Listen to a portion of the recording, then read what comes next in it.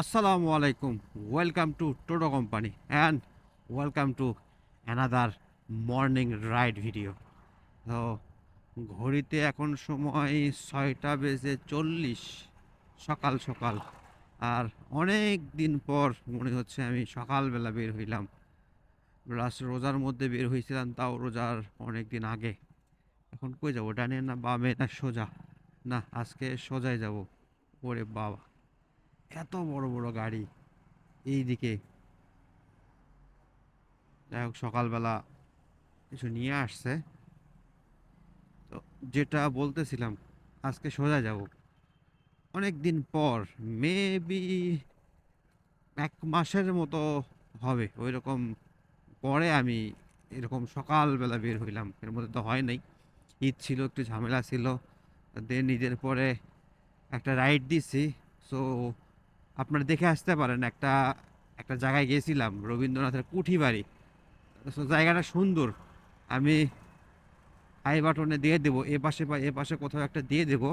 So আপনারা চাইলে ভিডিওটা দেখে আসতে পারেন। ওইটা ছিল এমনিতেই একটা রাইড ছিল, বাট এরকম সকালবেলার মর্নিং রাইড না। এর আগে যখন দিতাম তখন তো ছিল শীত, তখন সকালবেলা রাইড দিতে তো কষ্ট লাগতো, শীত লাগতো। আর এখন তো পুরা ওয়েদার চেঞ্জ। এখন সকালবেলা এই গরমের সময় এখন রাইড দিতে আরো ভালো লাগতেছে। এই যে সকালবেলা এই যে হালকা হালকা ঠান্ডা বাতাস লাগতেছে না, ফিলিংসটা অন্যরকম। তো এইটাই তো ভাই, এই ফিলিংসটির জন্যই তো এরকম সকালবেলা বের হইতে হয়। আমি বের হয়ে যাই, আমি অন্যের কথা চিন্তা করি না, বের হয়ে যাই। বাট বাট এখন যে অবস্থা, তেলের তেলের যে তেল বাড়ছে ভাই, তো তার ধারে কাছে তো যাওয়া যাচ্ছে না। একদম তেলের মাটিতে কারবার হয়ে গেছে। আমি লাস্ট চিন্তা করছিলাম মিটার পরে একটা ট্যুর দিব, যেখানে হোক একটু দূরে ট্যুর দিব। সো শেষ মুহূর্তে আইসা এই তেলের জন্য ওইটাও আমার ক্যান্সেল করতে হয়েছে। কস যদি কোথাও যায় আটকায় যায়, তাইলে তো খুবই বিপদ।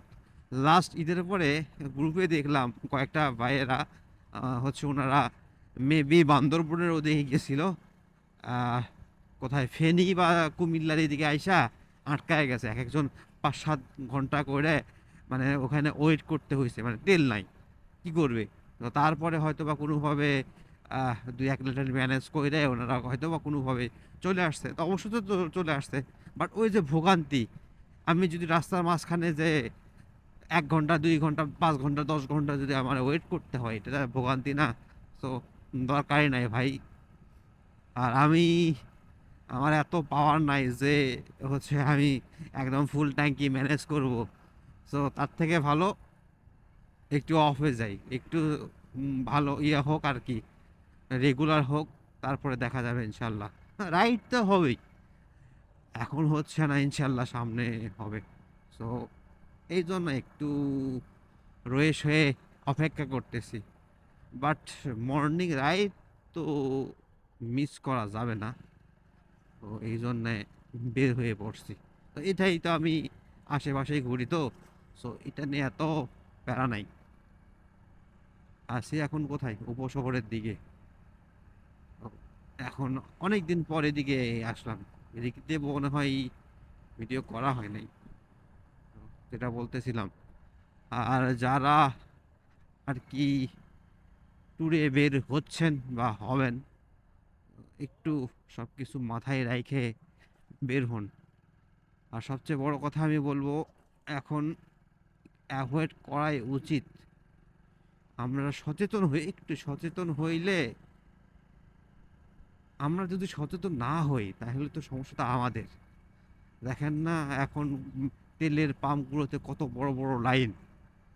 আর এত বড় লাইন হওয়ার পিছনে নিজেরা সচেতন না, বা নিজেরা নিজেরটাই বেশি বুঝি, এই জন্য এরকম হচ্ছে।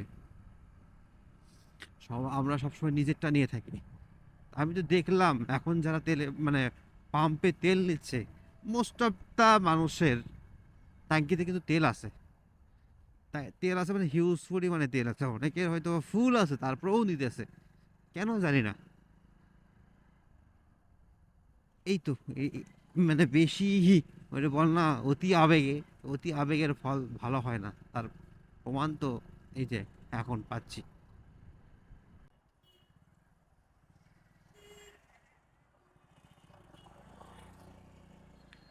আমার বাম পাশের তেলের পাম্প এটা কিন্তু অফ, কারণ তেল নাই।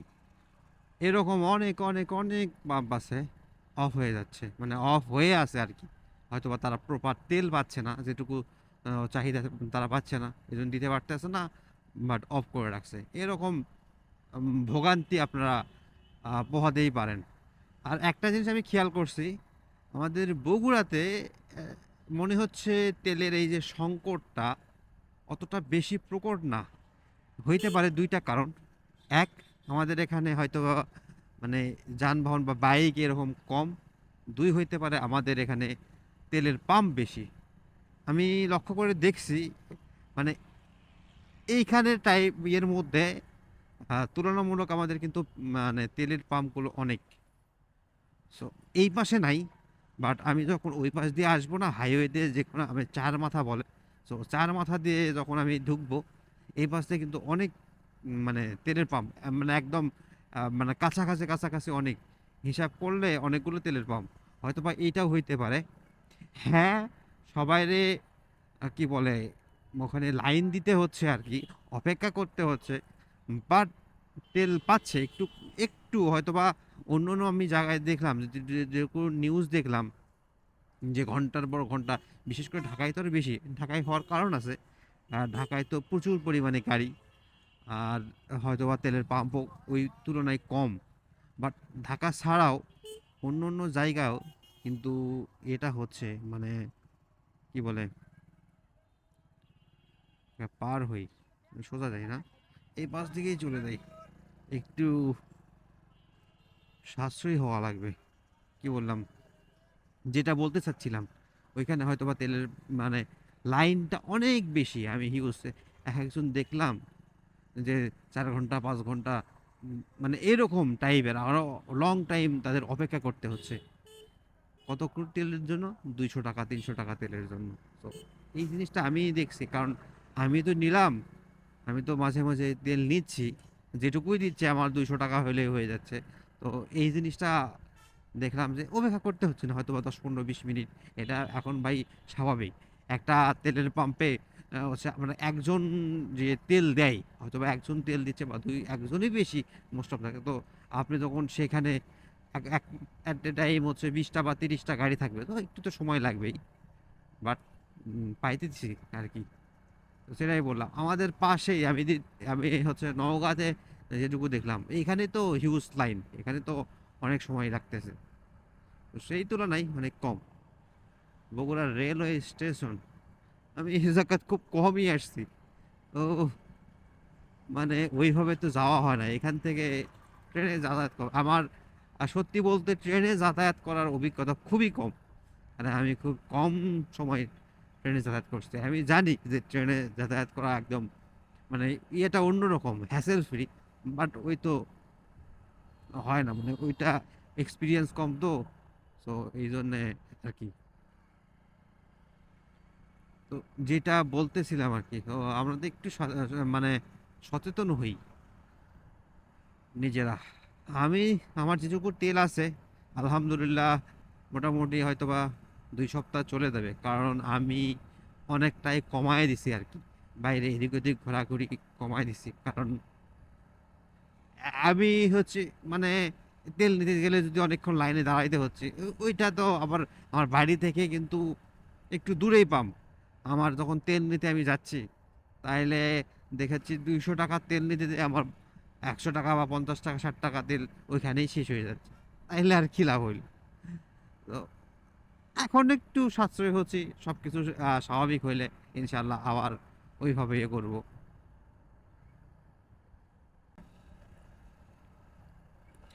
শহরের এর পরিবেশটা আমার কাছে বরাবরই খুবই ভালো লাগে।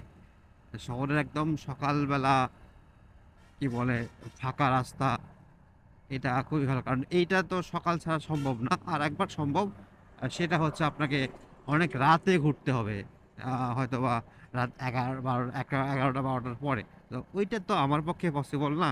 কারণ বাসা থেকে আমার শহর একটু দূরে। সো ওখানে সব পসিবল না। বাট সকালবেলা পসিবল। আমার জন্য পসিবল। অন্য কারো জন্য পসিবল কিনা জানি না। আ আমার জন্য পসিবল যখন আমি এইরকম মর্নিং রাইড দেই। সো এইজন্যই আরকি সকালবেলা এই ভাইবটা নেওয়ার জন্যই আসা। আর আমি এই দিক থেকেই বাসার দিকে চলে যাব। ওহ! কিন্তু স্পিড ব্রেকার তো ছিল না। এটা কবে দিল? যাই হোক, দিছে হয়তোবা ভালোর জন্য দিছে অথবা খারাপের জন্য দিছে। ভালো মনে করছে দিছে।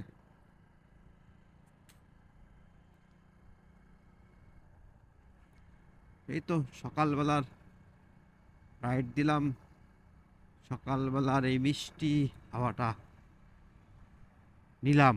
এই জন্যই বের হয়েছি। ও সময় অলরেডি অনেক হয়ে গেছে। এখন বাসার দিকে ফিরতে হবে। আর একদম হাইওয়ে ধরে আমি চলে যাব। তো আর এদিক থেকে হয়তোবা বেশিক্ষণ লাগবে না। বেশিক্ষণ লাগবে না বলতে তাও তো মানে আধা ঘন্টার মতো আমার লাগবে, সময় লাগবে।